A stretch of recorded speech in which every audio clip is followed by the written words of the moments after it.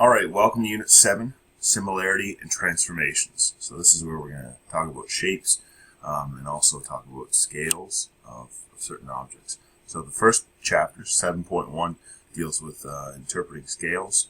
And that's why your learning goal is you're going to be able to interpret and explain a scale diagram. And success criteria is that you can determine the scale factor for a given object. So what does that really mean with respect to scale diagrams and enlargements? So, for example, here we have a ladybug on our left-hand side.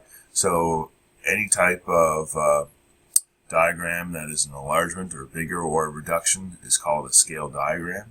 Okay, so if you have a bigger or smaller version, it's called a scale diagram. To calculate this factor, what we actually use mathematically is we take the new scale dimension, so the dimension of the scale diagram, so this one here. Okay, and we divide this by the original amount from the diagram, the original length. So if we take a look here, we have 6 centimeters. This would be the length of this ladybug picture. We're going to divide it by what we had originally. So 6 divided by 2 would give you 3. So that would be the scale factor. Okay, so what was 2 multiplied by to get 6? 3. Also, pairs of corresponding sides are proportional. Okay, so we're trying to keep everything in the same proportions. So both sides would have the same scale factor.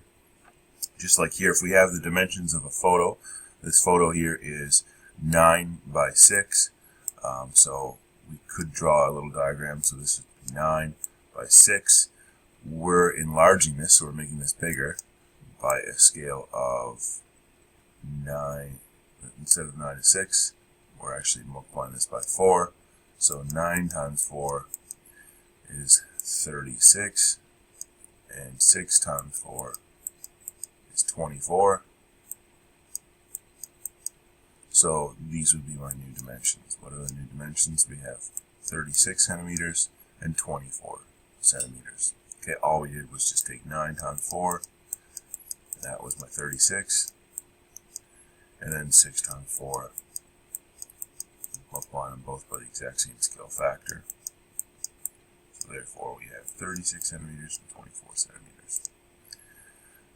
Now, how can we make this a little bit more difficult? If we have that same photo and then the photo was enlarged to a certain size of 21 by 14. So we'll talk about the length here. So with respect to the length, we have a new enlargement size of 21. We have a original dimension of 9. And then down below we have a new size of 14. And then the original was 6. We can go ahead and compute that. You can simplify your fractions here. So 6 goes into 14 twice with 2 left over. Okay, so 2 6, that's actually 1/3. So this would be 2 1/3. And likewise here with 9, we have 9 goes into 21 2 times, and then we have 3 left over. 3/9 is the same as 1/3. So it's 2 1/3 is the actual scale factor. So the scale factor for this is 2 1/3, or we could say 2.3 repeating. Okay, that would be our scale factor. We just want to put scale factor down in front of here. Scale factor equals 2 1/3 or 2.33. A sheet on a photocopier is 8 by 5 by 11 inches. Okay, so 8.5 inches by 11 inches. This is your typical sheet of paper. A student sets the photocopier to enlarge the page by 200%. This is a realistic option. Okay, we can do this as teachers. You can do this going to a Xerox machine. What are the new dimensions? So if we think about this, we have 8.5, and essentially this was the original amount. That would be the original 100%. And what you're doing is you're multiplying it by 200%. How do we write that as a decimal? Well, we can just divide this by 100. Luckily for us, we know that, well, 200 divided by 100 is just 2. So double 8.5, so we got 16, 17, 17 inches.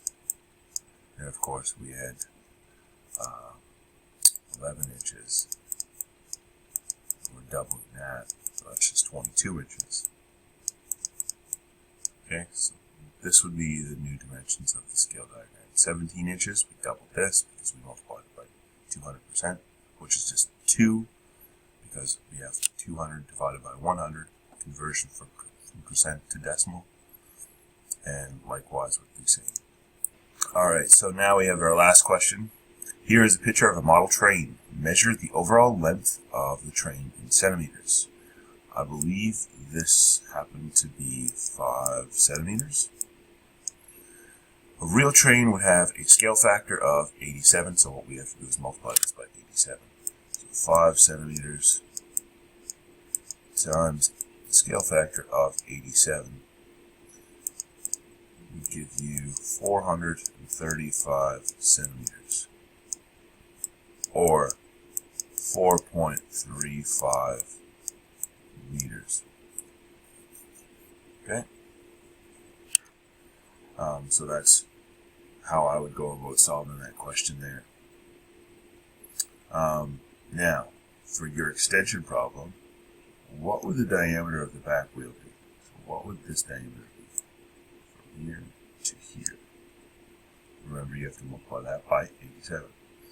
So, just to reiterate, last and quickly, with similarity and transformations, we're just talking about the scale diagram here, being able to interpret what a scale diagram is, what a scale factor is, and that would be your success criteria as well. Okay, so you're able to explain what a scale diagram is. You can see one here, and definition is here, and then you'd be able to find the scale factor. All right, thank you.